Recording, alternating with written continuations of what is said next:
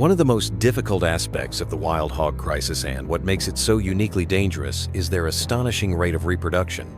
These animals don't just multiply, they explode in number. A single sow can produce 2 litters per year, and each litter can include anywhere from 6 to 12 piglets, sometimes even more. Multiply that by the millions of hogs already spread across the country, and you begin to understand the biological nightmare we're dealing with. It's not just fast breeding, it's exponential population growth, and it's happening right beneath our feet. Even if you manage to remove dozens or hundreds in a single hunt, it often feels like you're barely keeping up.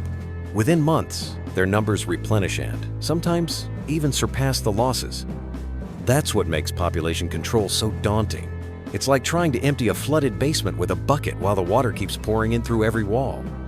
And it's not just their numbers that are the problem, it's the way they move and destroy as a group. A single sounder, which can range from 10 to 30 individuals, has the power to obliterate an entire field overnight. They root through the soil with brutal efficiency, tearing up crops, destroying irrigation systems, and turning carefully managed farmland into churned-up wasteland. Their impact isn't just physical, it's financial, emotional, and ecological. Farmers have reported waking up to fields that were fine the night before and finding them utterly devastated by morning. Soil erosion, damaged infrastructure, contaminated water supplies, and destroyed native vegetation are just some of the long-term effects that follow in a hog's wake.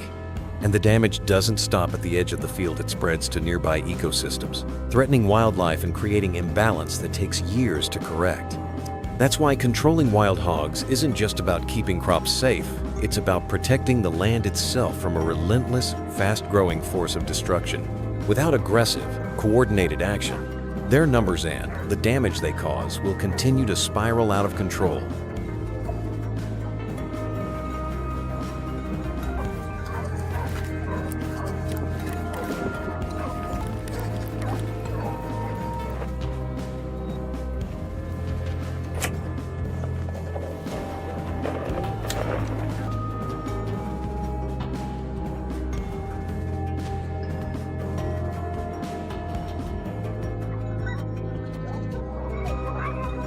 At first glance, wild hogs don't always seem like a threat. With their round eyes, twitching snouts, and curious demeanor, they can even appear endearing, almost like oversized farm animals. Their piglet offspring, in particular, look harmless, even cute. And it's precisely this appearance that has sparked heated debates about whether hunting them is justified.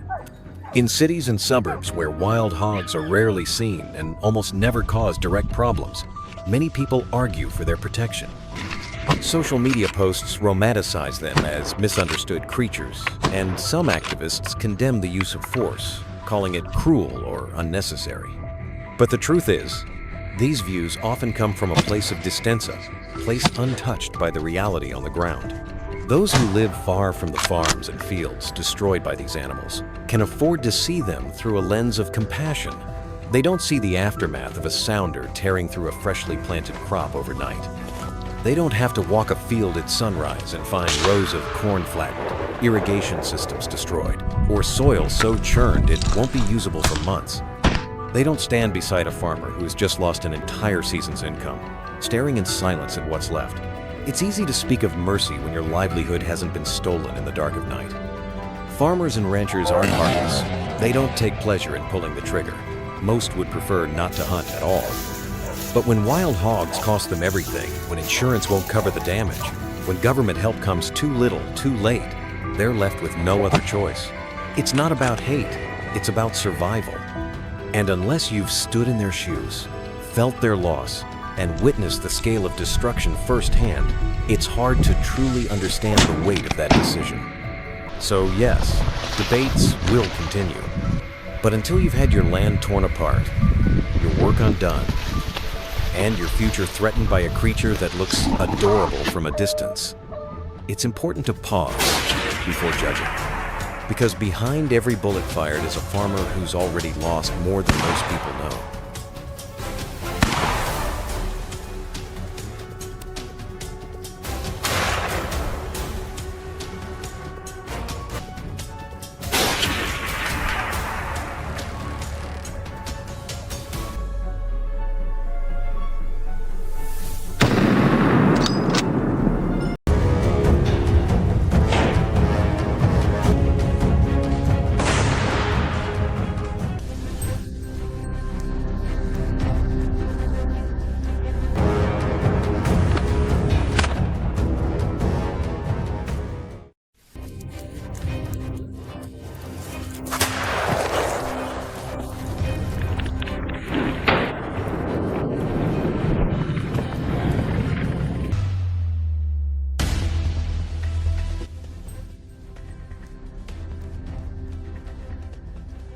self-defense or abuse of power, the ongoing controversy over hunting invasive wild boars.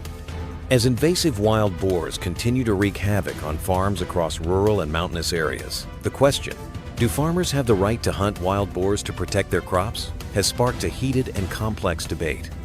At the heart of this argument lies what seems like a straightforward issue: the right to self-defense and the protection of personal property. Farmers argue that hunting wild boars is a legitimate form of self-defense.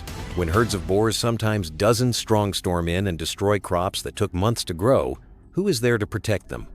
Current laws in many areas offer little to no practical support, leaving farmers to deal with these threats alone. From their perspective, the right to self-defense, whether against people or animals, must be respected if it's about safeguarding their livelihood and legal property. However, opponents, including conservation groups and urban residents, argue that self-defense cannot be used as a blanket justification for killing wildlife. If everyone claims the right to hunt under the name of property protection, where do we draw the line between defense and exploitation? What prevents people from using this as an excuse to hunt indiscriminately, even targeting non-threatening species? Some go further to argue that wild boars are part of the ecosystem and that humans should find ways to coexist with nature instead of resorting to eradication. If everyone uses guns to solve their conflicts with nature, the forests will soon fall into a chilling silence, one conservationist stated. The debate becomes even more complicated when considering the legal landscape. In many regions, wild boars are not classified as endangered, but hunting them still requires permits and legal procedures. This leaves farmers in a difficult position: do nothing and lose their crops, or take action and risk fines or legal repercussions. Does the right to self-defense truly exist if it's buried under red tape? There's also the ethical dilemma. Some believe that trapping, chasing, and killing boar seven in the name of protection reflects a troubling lack of compassion in how humans treat animals. But farmers counter that with a harsh reality.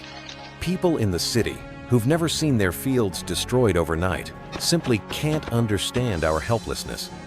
Clearly, this debate can't be settled with a simple answer. It reflects a deeper conflict between two value systems: environmental preservation versus economic survival. Without clearer legal frameworks and stronger support systems from the government, the conflict between human survival and wildlife protection will only intensify and may one day lead to even more radical stances on both sides.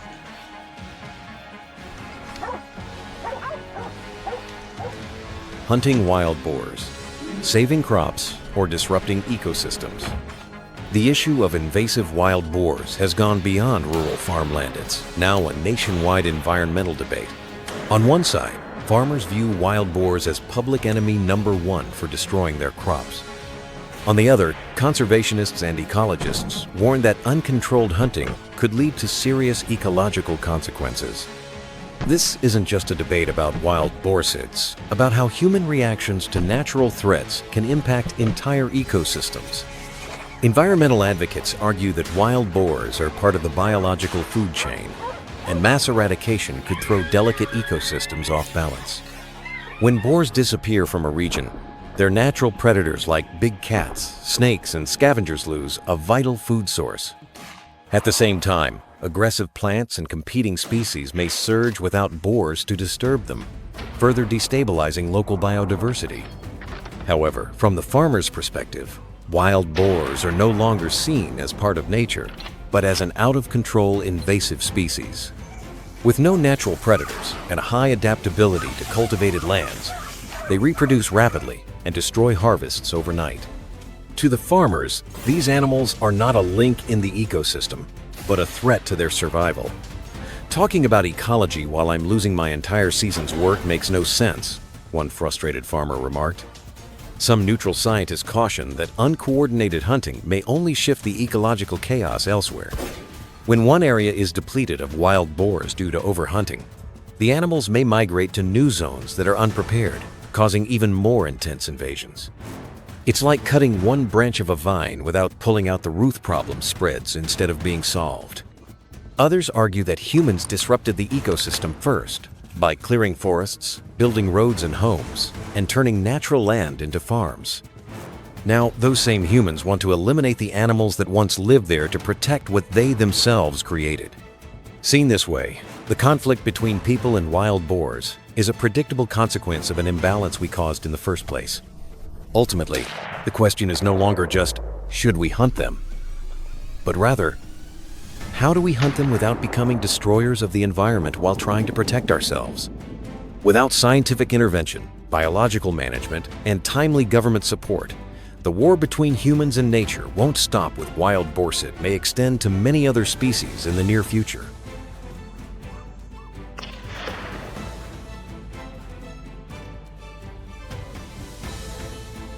Legal or immoral?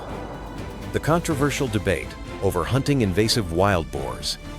In recent years, the hunting of invasive wild boars has sparked intense public debate not only in rural communities, but also across social media, news outlets, and even in political circles.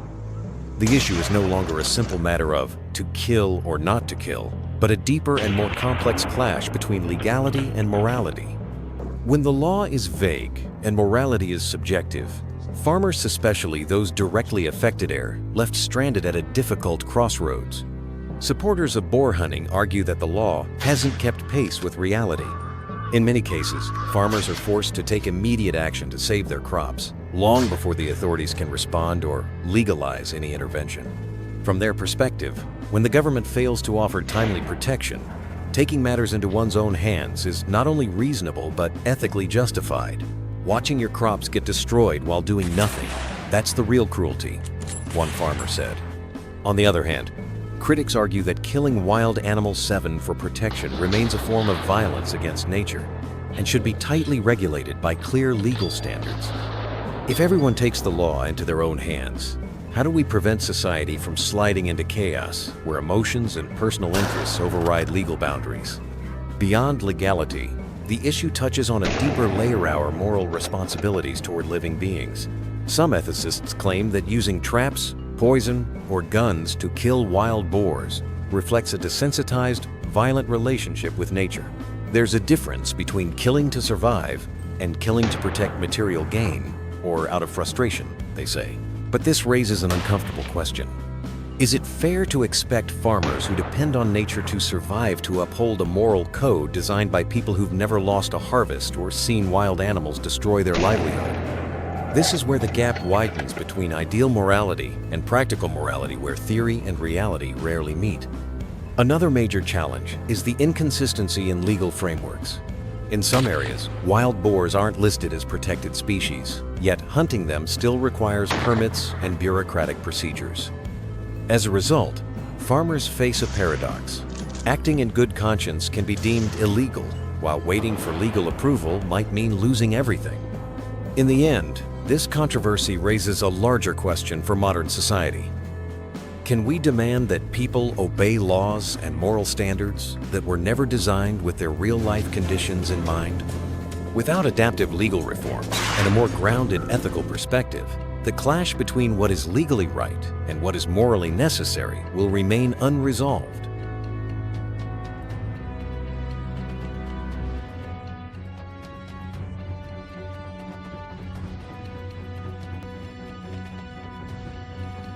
Electric fences or firearms?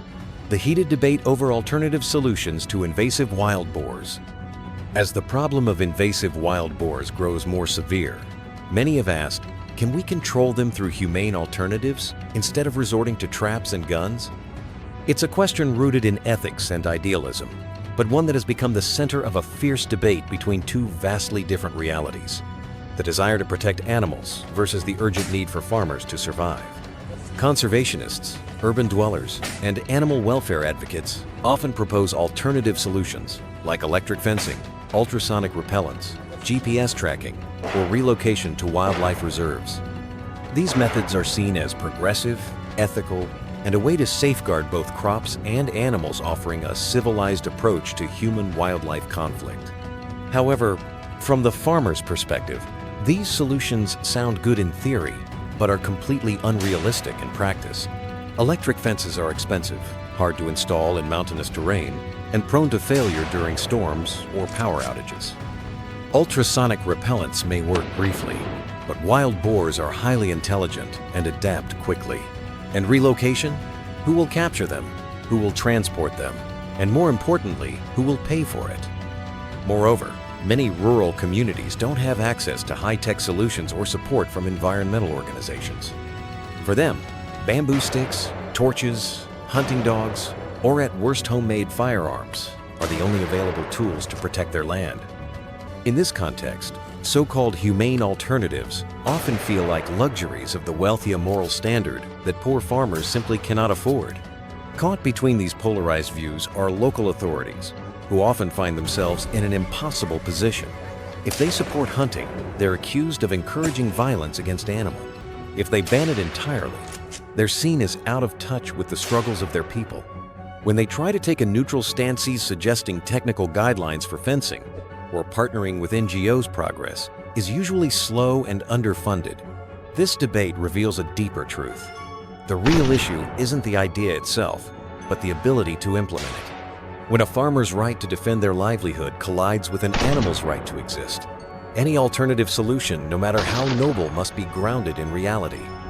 Otherwise, it becomes just another well-meaning slogan in a textbook, offering no real help to those watching their fields get torn apart in the dead of night.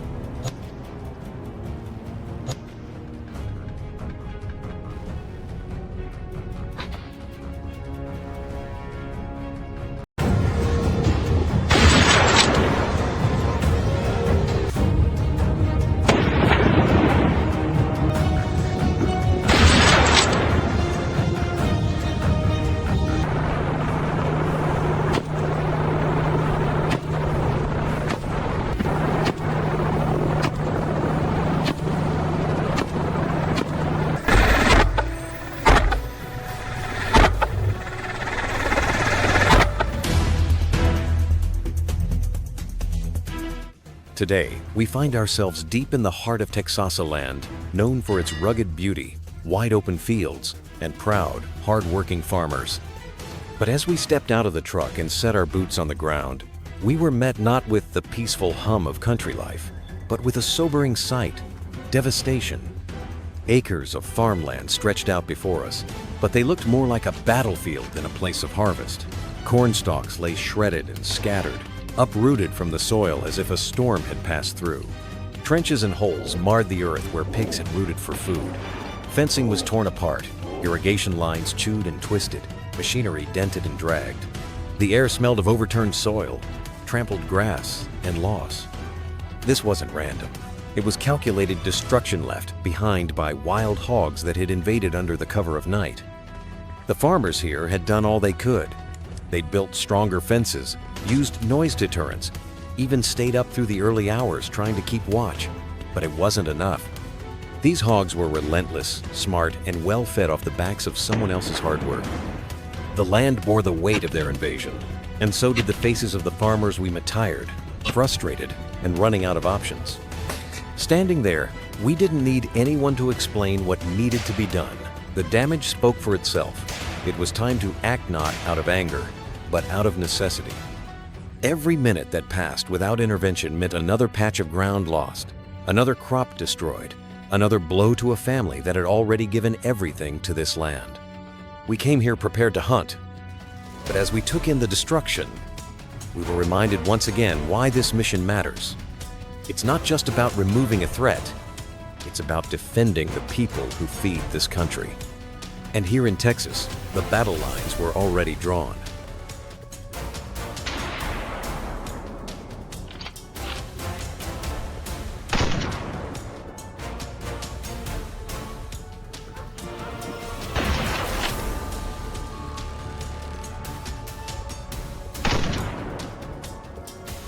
After weeks of ground operation scraps, bait stations, night patrols, and coordinated pushes through fields and woodland swamp hit a wall.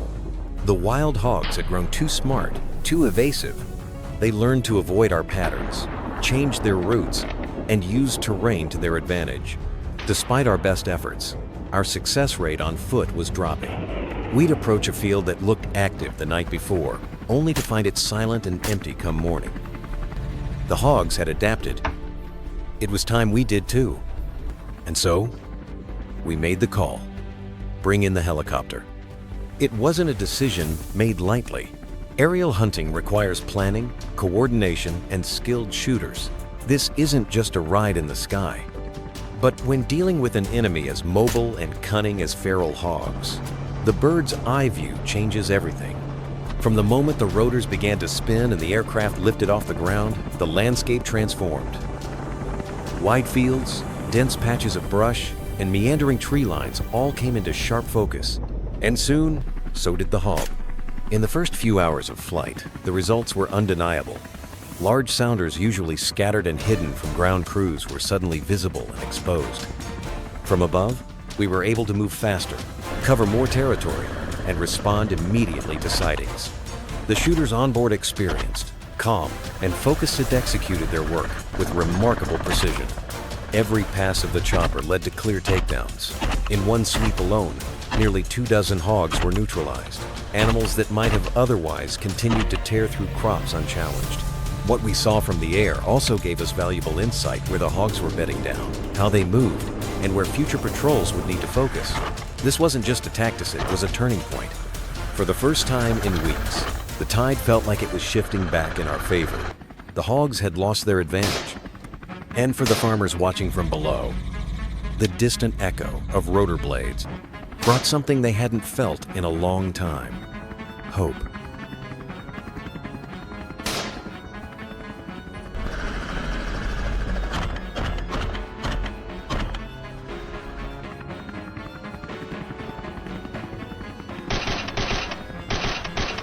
One of the most debated questions surrounding the wild hog crisis isn't about how to stop them, it's about who's really to blame. Are wild hogs invading our space, or are we the ones who've invaded theirs? It's a question that cuts deeper than fences and farmland. It challenges how we view nature, how we define territory, and how we justify the actions we take to protect what we call ours. On one side, there's a clear reality.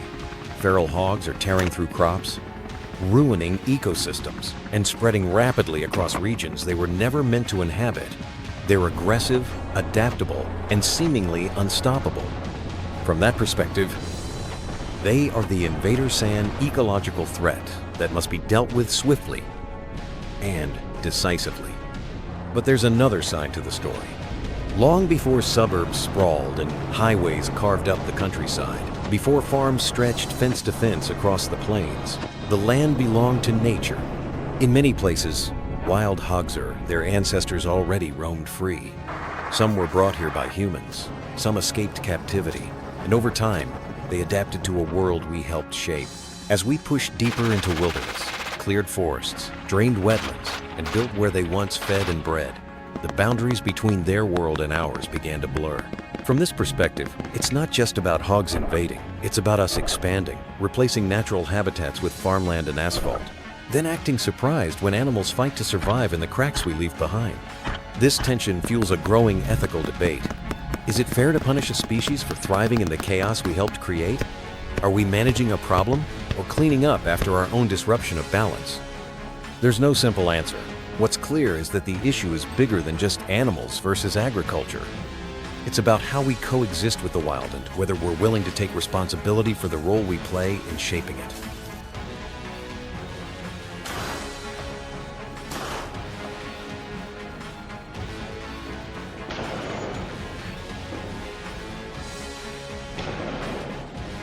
In many cities across the country, the idea of hunting wild hogs sparks outrage and protest. Activists gather in public squares, social media campaigns condemn the practice, and voices rise in defense of animal rights. To those in urban environments far removed from the daily toil of agricultural life, feral hogs may seem like misunderstood creatures, wild animals simply trying to survive. Hunting them, they argue, is cruel, outdated, even barbaric. But what many of these critics fail to see is the devastating reality unfolding just beyond the city limits, in the heart of America's farmland. Out there, farmers aren't dealing with abstract opinions. They're facing real losses, real threats, and in some heartbreaking cases, total ruin. For these farmers, wild hogs aren't just animals. They're a force of destruction. A single sounder can tear through acres of crops overnight, leaving behind nothing but broken plants and bare soil. Months of hard work planting, watering, tending can be undone in hours. Some farmers have watched helplessly as their entire season's harvest was wiped out in a single week. Others have gone into debt trying to repair what was destroyed: irrigation systems, fencing, equipment, and more. Livelihoods vanish. Insurance doesn't always cover wildlife damage. And while urban critics debate the ethics of hunting, rural families are wondering how they'll make it through the year. The disconnect is painful. Those who protest from apartment balconies or crowded coffee shops often don't understand what it means to lose everything to a problem that shows no signs of slowing down. They don't see the exhaustion in a farmer's eyes, or the quiet despair that comes with watching wild hogs tear apart the same land your grandfather once farmed. Hunting isn't about vengeance or cruelty, it's about survival. It's about protecting families, food security, and the balance between humans and nature. And until those who shout from afar take the time to walk through a ruined field, they may never truly understand what's at stake.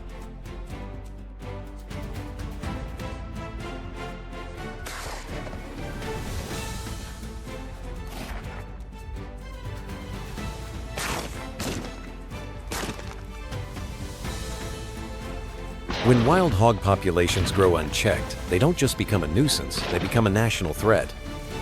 These animals reproduce at an astonishing rate. A single sow can give birth to 2 litters a year, with each litter producing anywhere from 6 to 12 piglets.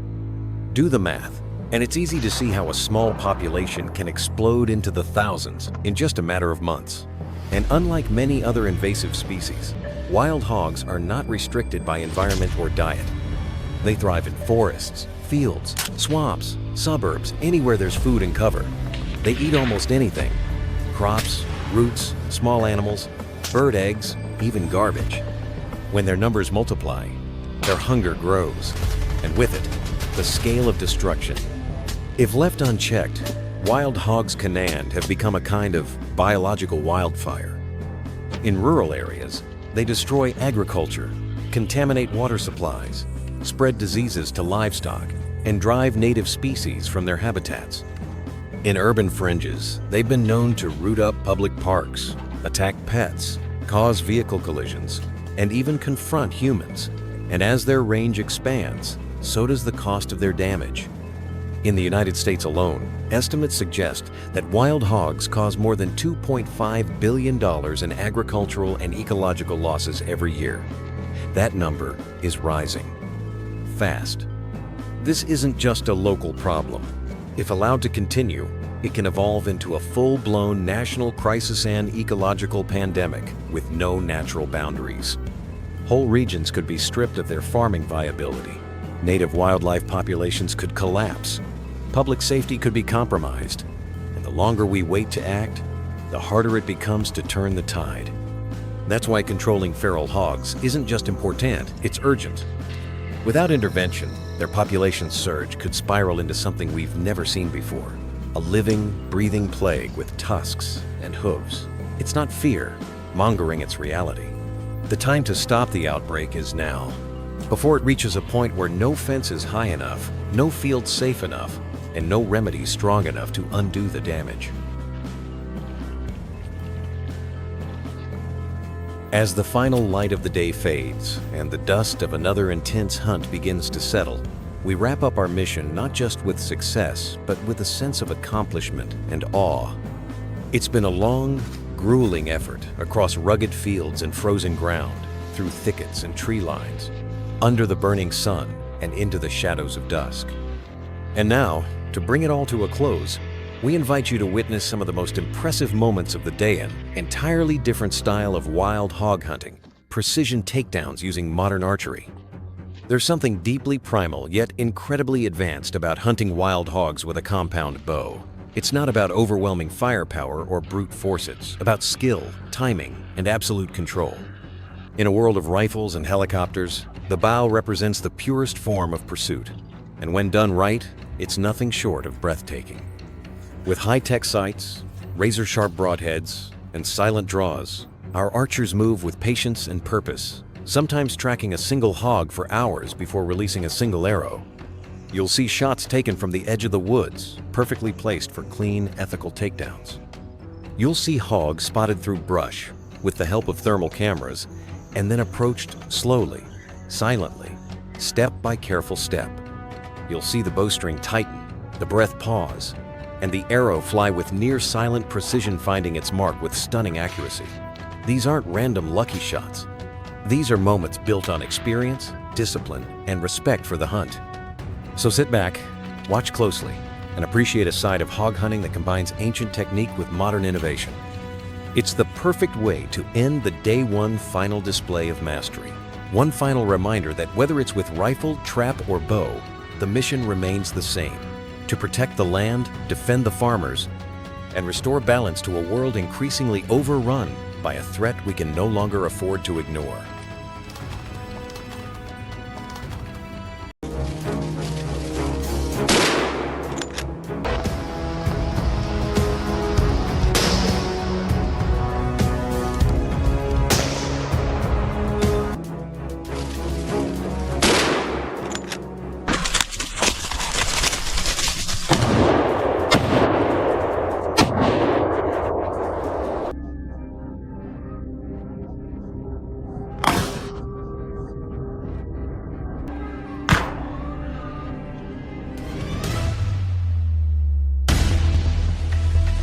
As you've seen throughout this journey, the wild hog invasion is no minor inconvenience. It's a full-scale agricultural disaster.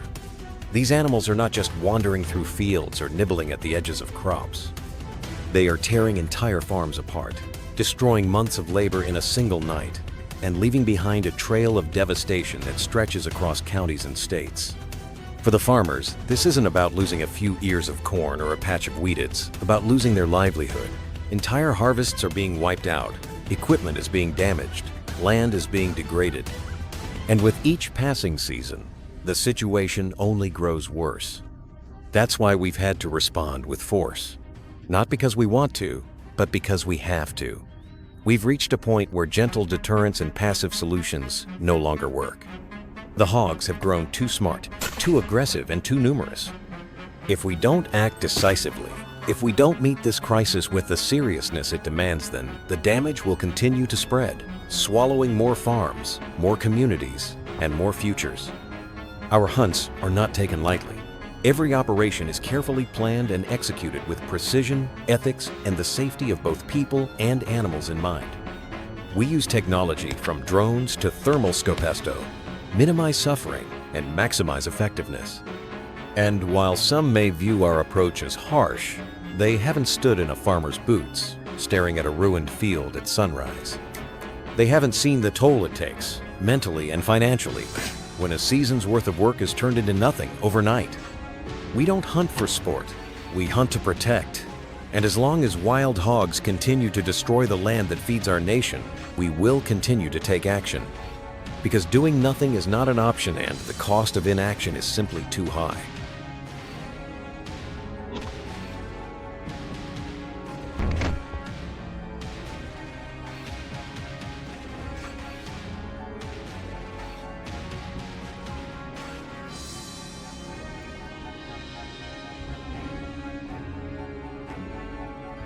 Right at the start of the hunt, we knew we were in for something big, literally.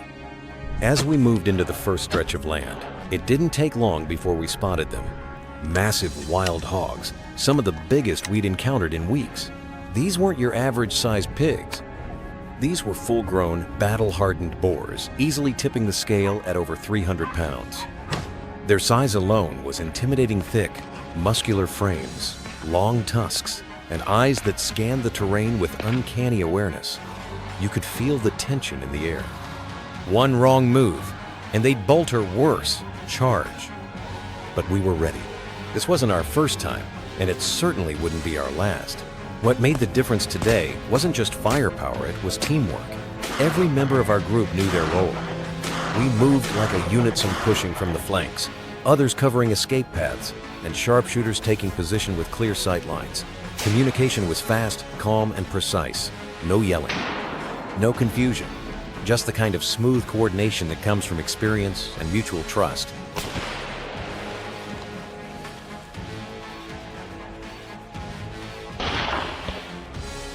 As the hogs began to shift and scatter, we struck with perfect timing. One by one, they dropped clean, efficient takedowns. No panic, No chaos, just control. Every successful shot was a result of multiple people doing their jobs flawlessly. One spotting, another lining up, another holding the line to keep the herd from slipping away. Within the first hour, we had already brought down a surprising number of targets, and each one was a heavy hitter, the kind of hog that could rip through a field in a matter of minutes if left unchecked. The energy was high, but focused. We knew this was only the beginning, but starting strong gave us the momentum we needed. It reminded us that while hunting wild hogs is no easy task, the bond between teammates, our shared purpose and discipline can turn a difficult challenge into a coordinated success. And on days like this, that unity makes all the difference.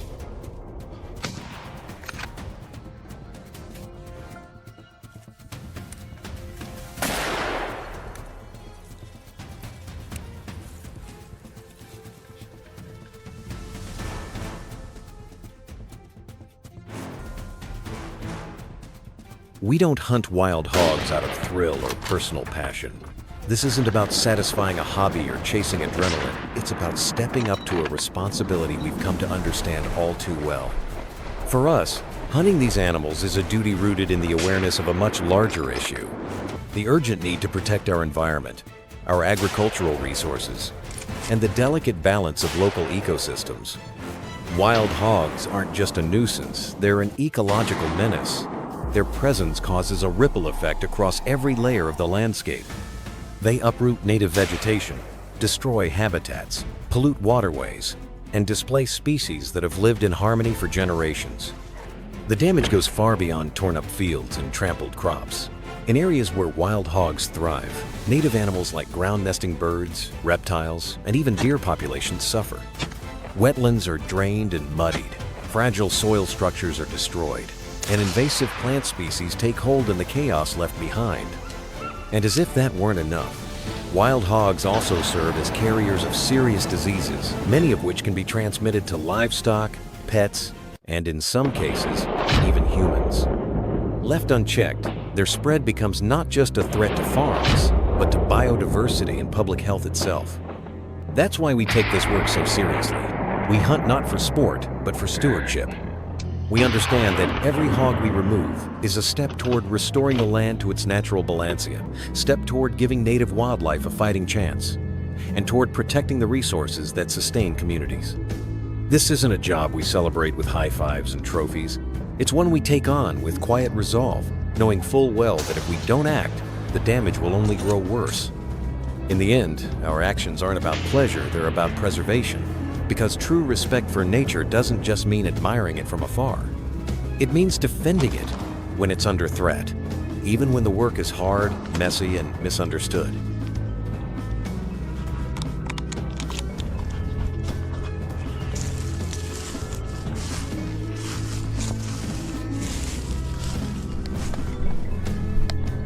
No matter how many obstacles we face, how much sweat we shed, how many hours we spend trudging through thick brush, soaked in mud and exhaustion, we never back down. Hunting wild hogs isn't a clean or easy job. It's physically demanding, mentally exhausting, and sometimes downright dangerous. These animals aren't passive targets. They're aggressive, intelligent, and when cornered, they fight back. We've had hunters knocked off their feet, slashed by tusks, and left bruised and bloodied. Some days, the price we pay out here is more than just fatigue its injury. And yet, through it all, we press on. Because this mission is bigger than our own comfort. We're not doing this for trophies or recognition. We do it for the land, for the people who depend on it, and for the ecosystems being torn apart by the unchecked spread of wild hogs. When you've seen the damage they cause with your own eyes, entire harvests lost overnight, fences ripped open, native wildlife driven into retreat, you understand that this is a fight worth bleeding for. Every step we take through sweltering heat or freezing wind, every long night spent tracking under moonlight, every close call we endure it, all carries a purpose. There are moments of fear. Yes, moments when you hear the grunt of a charging boar, or catch a glimpse of movement too close for comfort. But fear doesn't stop us. It sharpens us. It reminds us what's at stake. And in those moments, we don't retreat. We tighten our grip, steady our breath, and do what we came here to do. Because giving up isn't an option. Not when farmers are counting on us. Not when the land itself is under siege. Our resolve is forged through hardship, and every scar tells a story of resistance, not defeat. We may come home tired, scraped, and sore, but we never come home defeated. Against wild hogs, we stand our ground, always.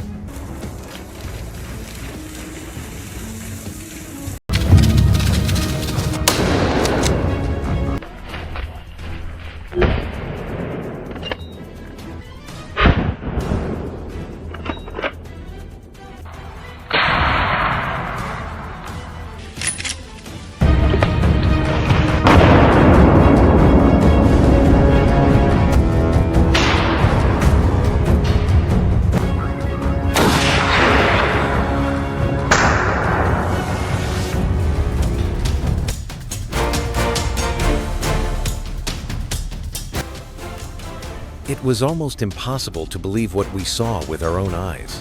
Today we arrived in Oklahoma, expecting damage, yes, but nothing could have prepared us for the scale of devastation that greeted us. The wild hogs had already made their presence known here, and what they left behind was nothing short of shocking. As we stepped onto the land, we found ourselves standing in the middle of what looked more like a battlefield than a working farm. Fields that should have been rows of green and gold were now shredded, dug up, and turned inside out. Deep ruts carved by hooves cut through the soil like scars. Crops were either missing or flattened. Irrigation lines were ripped up like spaghetti, and fences once sturdy and proud were snapped like twigs. The destruction wasn't isolated to one area. It stretched across property lines, across entire communities. What made it even more disturbing was how methodical it seemed. These hogs didn't just pass through. They had rooted, dug, fed, and torn apart everything they touched. You could see the chaos in the way the ground had been churned, section by section, row by row, like they knew exactly where to strike to do the most damage. The farmers we met were exhausted. Some were angry. Others were just stunned, too tired for rage, too defeated for hope.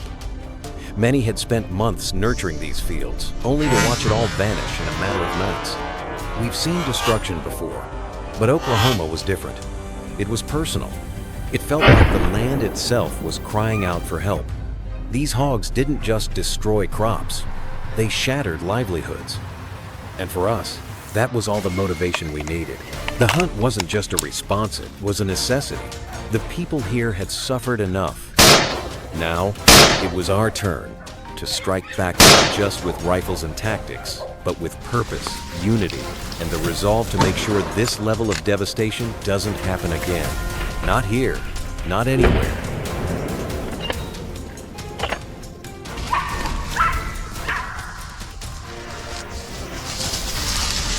We had barely arrived when the action began. As soon as we stepped onto the property, shaking the road dust from our gear and checking our scopes, we spotted the massive wild hogs right there in the open, like they owned the place. These weren't small, scrappy stragglers either. These were giants, thick, heavy-bodied, with tusks that gleamed in the morning light and shoulders that could plow through brush like a bulldozer. It was a shocking sight, so many of them, so bold, roaming freely across fields they had already started to tear apart. Some were grazing, others were rooting aggressively into the soil, flipping it up as if daring someone to stop them. And that's exactly what we were there to do. Without hesitation, we dropped to position. Our team moved quickly but calmly, spreading out to form a wide angle, communicating with quiet hand signals honed through experience. These first few minutes are always crucial on the wrong move, and the entire sounder could vanish into the brush, leaving only churned up earth behind. But today, luck and preparation were on our side. The hogs were distracted, perhaps overconfident from weeks of unchecked damage. In just moments, we had lined up clear shots. The first boar dropped instantly clean, ethical, and efficient. Another tried to run, but was intercepted before it reached the tree line.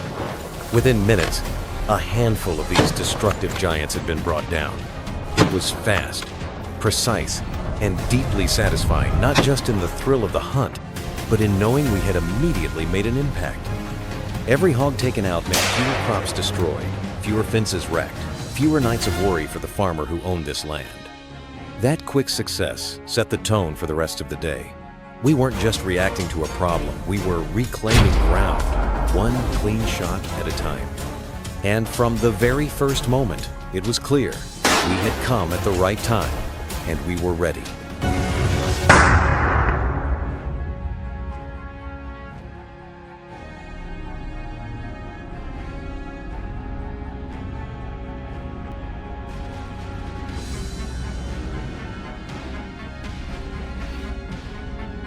Today was one of those rare days when everything just seemed to fall into place.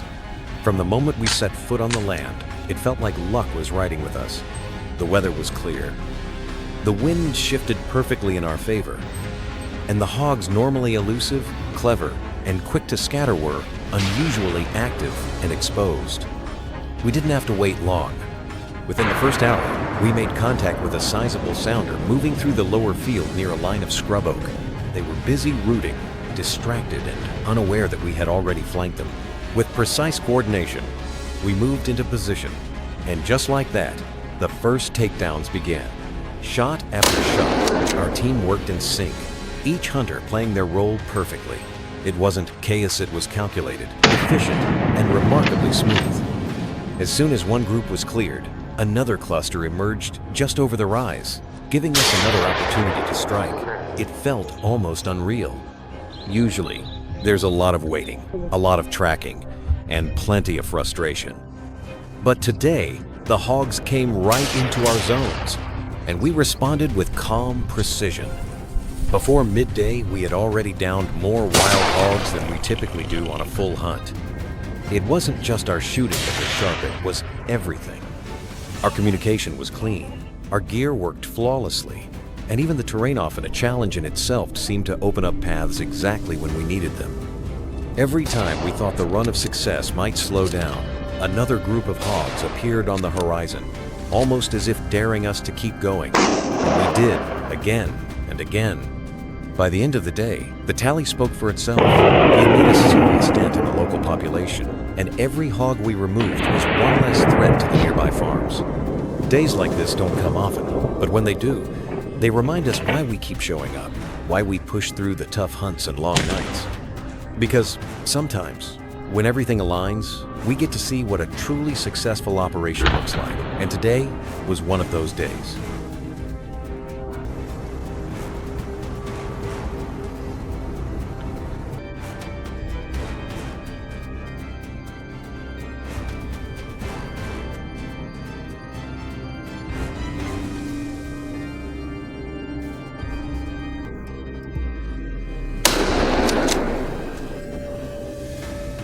About a week later, our mission brought us far north to the vast, frozen wilderness of Alaska.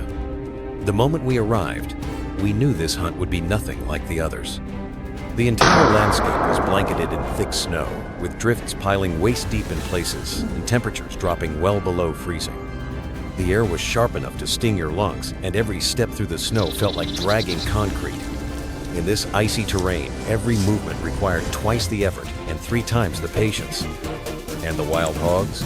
They were still here, tougher, more cautious, and harder to reach than ever. Unlike the open fields of Texas or the brushy woods of Oklahoma, Alaska's terrain is a challenge all its own. Deep snow-muffled sound that made visibility difficult. Every ridge, every patch of forest, every depression in the land could conceal a hidden group of hogs waiting in silence. The cold affected everything: our weapons, our gear, even our bodies. Fingers went numb quickly, optics fogged up, and boots filled with snow no matter how tightly they were sealed. Just navigating through the terrain to find tracks was an ordeal, let alone getting close enough for a shot. And yet, the signs were there.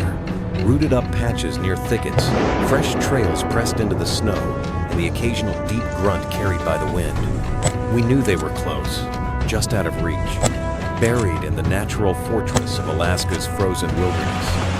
The hogs had adapted to the cold, using the snow for camouflage and shelter. They moved slowly, deliberately, avoiding open spaces and sticking to the thickest cover. It made our approach painfully slow and mentally taxing, but we pressed on. Step by step, we carved a path through snowbanks and frostbitten branches, determined to finish what we started. The conditions were brutal, but the mission hadn't changed.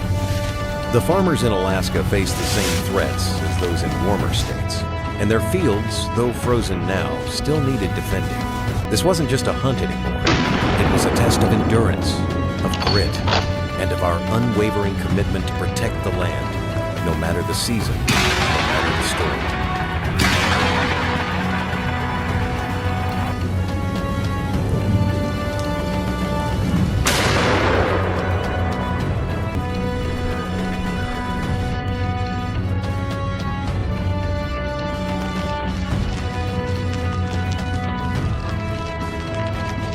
After several grueling hunts across different terrains from the dry fields of Texas to the frozen wilderness of Alaska, finally reached a moment of reflection.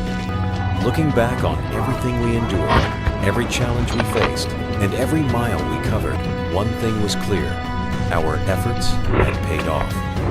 Over the course of just a few missions, we had managed to bring down nearly 100 wild hogs, many of them full-grown, massive, and dangerously destructive.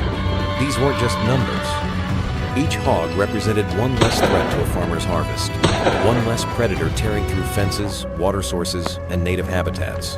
For us, that's what counted. The results weren't just impressive, they were hard-earned. Every single hog on that list came through teamwork, precision, and relentless determination. From early morning stakeouts to midnight tracking in below-zero temperatures, we pushed through fatigue, injury, and brutal weather to protect the land and the people who work it. We hunted in blistering sun and blinding snow, through mud, ice, thickets, and wind. We moved silently through the dark with thermal scopes, coordinated complex drives with radios and drones, and adapted our tactics to each new environment. The total of nearly 100 hogs isn't just a statistic, it's a turning point. It's a message to every farmer, rancher, and landowner out there who has felt overwhelmed by this crisis. You're not alone, and this threat can be pushed back. It also sends a message to the hogs themselves. Their days of unchallenged destruction are numbered. Of course, we know the work isn't finished. The problem is far from solved, and the population will continue to grow unless consistent effort is applied. But for now, we've taken a major step forward.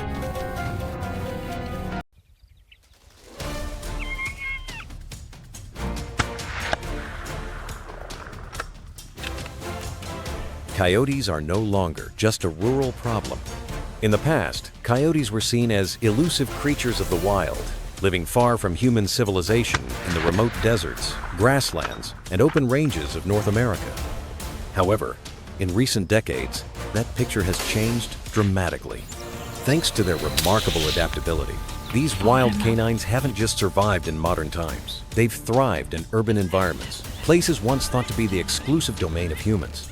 Today, seeing a coyote in a suburban neighborhood, city park, or even your own backyard is no longer rare.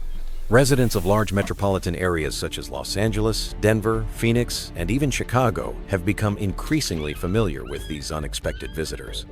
Coyotes often slip into quiet neighborhoods during the early morning or late evening times, when human activity is low and the streets are calm, perfect conditions for foraging. At first, they may target spilled trash, pet food left outdoors, or fallen fruit in gardens. But over time, as they learn there's little to fear, they become bolder, stalking small pets, and in rare cases, approaching unsupervised children. With high reproductive rates, a single female coyote can give birth to 5 to 9 pups annually. This contributes to a rapid population boom in suburban zones where natural predators are scarce and food is abundant. These animals aren't afraid of porch lights, cars, or even human voices. They've adapted to live among us often without being noticed until a chicken goes missing, a cat doesn't come home, or a small dog is found with serious injuries. This quiet yet dangerous infiltration has forced suburban residents who once considered themselves far removed from wildlife threats to rethink how they protect their pets. What was once thought of as a distant Wild West problem has become a very real backyard reality, with coyotes weaving silently between neatly mowed lawns and white picket fences. The coyote, a patient and intelligent predator. Unlike many wild predators that rely on brute force or instinctive aggression, the coyote is known for its patience, cunning, and calculated strategies. It doesn't charge blindly at prey. Instead, it observes, waits, and learns human behavior before making a move. That's why many pet attacks aren't random. They're the result of deliberate, long-term surveillance. For example, a coyote might quietly watch a household for several days, studying the times when the dog is let out, where the chicken coop is located, or when the balcony door is left open in the early morning. Once it knows the routine, it strikes at the perfect moment, often at dawn or dusk, when people are least alert. These attacks are usually silent and sudden, leaving pet owners with no time to react. What's even more alarming is that coyotes don't always hunt alone. While you may only spot a single one, in reality, they often travel in loose groups and use coordinated strategies. One may act as a decoy to draw attention, while another approaches from a hidden angle. This explains why even the most alert dogs can fall victim to surprise attacks, and why survival is unlikely without immediate human intervention. Many pet owners have shared stories of stepping away for just a few minutes, only to return and find their small dog gone, snatched over a backyard fence they thought was secure. With the ability to leap nearly 6 feet high and climb with agility, an ordinary fence poses little challenge to a hungry coyote. To make matters worse, leaving pet food outside, putting trash out overnight, or feeding pets outdoors turns your yard into an all-you-can-eat buffet for these opportunistic hunters. Stealthy, calculating, and decisive, the coyote isn't a reckless brute. It's a tactical predator with intelligence that rivals our expectations. And that's why defending pets from coyotes isn't just a matter of strength, it's a test of vigilance, planning, and smart prevention. A hidden threat to pets. The silent predator next door. For many urban pet owners, coyotes may still seem like a distant concern, or worse, an underestimated one. There's a common belief that cats are agile, dogs will bark and defend themselves, and a fenced yard is protection enough. But the harsh reality is, most pets attacked by coyotes do not survive, whether they're cats or dogs, whether they're in the front yard or backyard, even if their owners are nearby. Cats are especially vulnerable. With their instinct to roam, climb, and explore at night, they often venture outdoors unsupervised, the perfect opportunity for a coyote to strike. Many cats vanish without a trace, no blood, no noise, leaving only an empty porch and a sinking feeling when the owner realizes something is wrong. As for dogs, the risk depends heavily on size and habits. Small breeds like Chihuahuas, Pomeranians, miniature poodles, or Shih Tzus often stand no chance in a surprise attack. Even medium-sized dogs like Corgis or Beagles can be seriously injured if not rescued immediately. A full-grown coyote can snatch a 20-pound dog over a fence and disappear into the dark in under a minute. The danger doesn't end with the attack itself. Many dogs that survive such encounters are left traumatized, unable to sleep, jumpy at every noise, and fearful of going outside. Owners, meanwhile, carry the weight of guilt and grief, often blaming themselves for looking away just a moment too long. It's a loss that can't be measured in dollars. It leaves a lasting emotional scar. In regions like California, Colorado, and Arizona, where coyotes are common, veterinary clinics regularly treat emergency cases involving pets mauled by coyotes. Wounds are often deep, jagged, and infected, sometimes involving internal damage. Even when pets survive, recovery can take weeks with expensive treatment and emotional stress for the whole family. The most common cause? Complacency. What seems like a secure yard to a human is often a hunting ground to a coyote. And once it's identified your home as a food source, repeat attacks are likely unless serious preventative steps are taken. How to protect pets from coyotes. As coyotes become increasingly bold and common in residential areas, waiting for local authorities to act is no longer enough. Each household, each pet owner is now the first and most critical line of defense. Taking proactive measures not only reduces risk, but also safeguards the emotional well-being of families who deeply care for their animal companions. The most important rule is simple. Never let pets outside unsupervised at night. Dawn and dusk are peak activity times for coyotes. Don't shoot it till I tell you. Even opening the door for just a few minutes so your dog can go potty could be all the time a hidden predator needs to strike. If outdoor access is necessary, always use a short leash and stay close. Next, fortify fences and enclosures. A backyard fence should be at least 6 feet tall, ideally with an angled top or roller bar to prevent jumping. Chicken coops or small livestock enclosures should be reinforced with durable wire mesh and buried at least 8 to 12 inches underground to stop digging. What seems like a small gap to you could be a perfect entry point for a nimble coyote. Third, keep your yard clean and scent-free. Avoid leaving leftover food, bones, fallen fruit, or unattended pet food outside overnight. These odors don't just attract coyotes, they draw in rodents and other small animals, which in turn attract larger predators. Adding motion-activated lights, alarm systems, or security cameras can help you detect unusual activity. Some advanced systems even emit high-frequency sounds that deter coyotes once they're detected on your property.